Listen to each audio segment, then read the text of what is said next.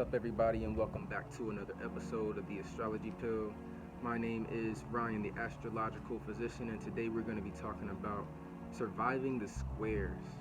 So we have two squares. We have the Neptune-Venus square, and we also have the Mercury-Mars square. But the first one we're going to be talking about is the Neptune-Venus square. And so both of these planets actually deal with love. And so Venus is more of an earthly love. It's more material.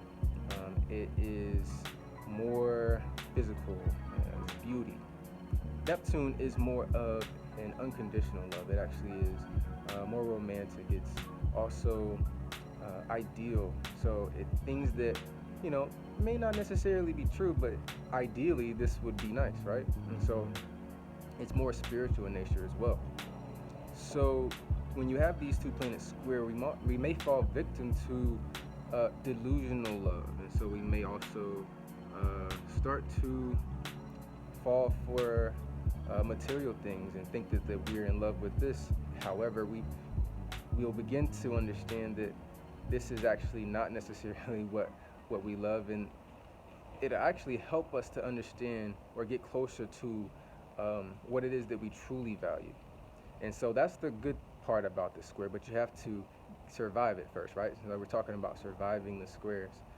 Another thing that we may fall victim to, you may fall victim to delusional love, you may fall victim to materialism, but another thing is misinterpretations. Venus is in Gemini. Gemini is the sign that rules information. And so when you have the planet Neptune squaring, Neptune, as I mentioned before, is dreamy and idealistic. It may kind of make you feel that, this is it, this is what I want. However, things that are ideal aren't necessarily always as they seem. And so it's delusional in that aspect. And so it may have you misinterpreting things. And so how do you combat that? You should take the time to understand things a little bit more. Don't just jump straight into something just because your desires are triggered. You need to be more grounded, and you also can allow yourself to set more goals. The second square that I want to talk about today is the square between Mercury and Mars. And so Mars is our drive, it's our action, it's our fight, and it's what angers us. Also, Mercury is our mind. It's our rational mind. It's how practical, it's our understanding of things.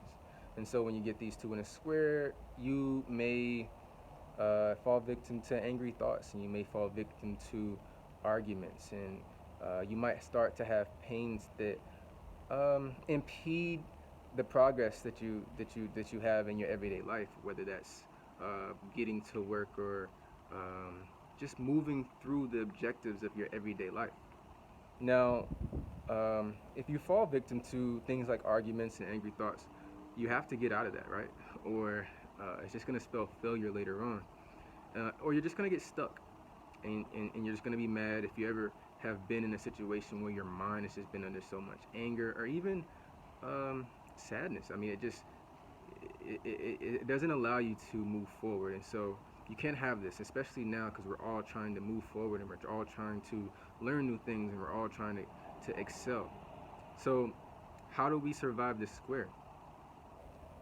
We can utilize a planet that I just mentioned, and that's Neptune. And so Neptune has this ideal quality about it, but it also has this quality of creativity that'll allow us to kind of help dissolve whatever situation is they're making us angry or causing an argument. And so just put out your favorite song and start dancing to it, or sing along, or just allow yourself to be unstuck, because that is the issue. You don't want to be stuck.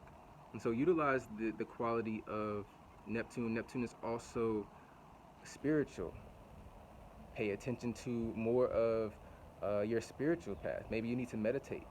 Maybe you need to pray. Whatever you do, just find a way to get in tune with nature. Venus aspect of that, right? And so another thing that's also sextile to this Neptune energy is Jupiter in Capricorn. Jupiter is very similar because they're actually both co-rulers of Pisces.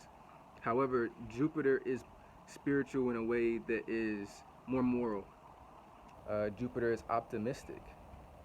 Jupiter is also it's one of the great. It's actually the greater benefic, but it allows us opportunities, the luck. These are the things that we get from Jupiter. And so Jupiter being in Capricorn, Capricorn is the structure. And so we should utilize these energies, and they're going to expose weaknesses within ourselves. That's what they're there to do, right? And so we should allow Jupiter and Capricorn to find the opportunity to be constructive, to build on the things and add to wherever their weakness is, and we can make it stronger.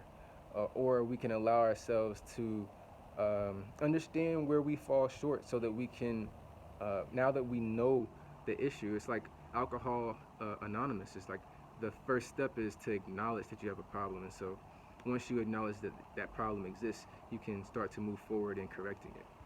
And so the opportunities are going to come with Jupiter and Capricorn. And Capricorn is perseverance. Capricorn is hard work and having the patience to see you through. And so that's another thing that you're going to need during this time, because how do you avoid an argument? How do you not fall delusionally in love? Is you don't just jump straight in. You have to have patience, and you have to persevere and see. I understand that we're all human. We want things that feel good, and we don't want things that feel bad. And so the best way to move through this energy is to take your time. So the astrology pill for today is to slow down, have more patience for things, and allow yourself to be constructive.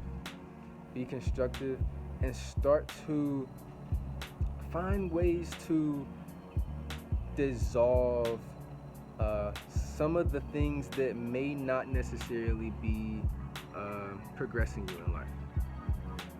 Once you figure out at a heightened scale, you can do this every day if you need to. But what these squares will do is they will bring forth the challenges. And so once you know what the challenge is, you can begin to, as I said before, work on it. So I thank you all for tuning in to see how to survive the squares that are coming up. Continue to like, share, and comment on all of the videos that we have. And subscribe to our channel as we put out videos week after week.